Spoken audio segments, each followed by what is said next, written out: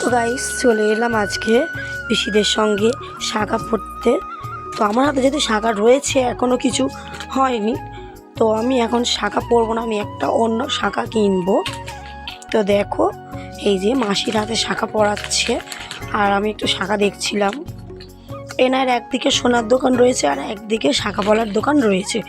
উনি সোনার দোকানের পাশাপাশি শাঁখার দোকানেও রেখেছে, কারণ যারা সোনার শাঁখা করতে চায় তাদেরকে তো আগে এই শাঁখাই কিনতে হবে, তারপরে ওগুলোর ওপর শাঁখা বাঁধানো যায়, ডাইরেক্টও পাওয়া যায়।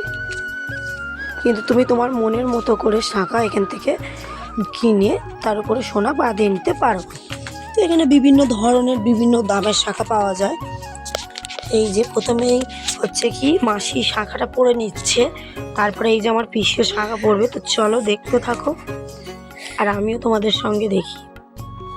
এই যে সামনে এই শাঁখাগুলো দেখছো কত সুন্দর ডিজাইন করা, তো এইগুলো হচ্ছে সম্পূর্ণ সোনার শাঁখা, আর সাইডে যেগুলো রয়েছে ওগুলো হচ্ছে কেনা শাঁখা পলা।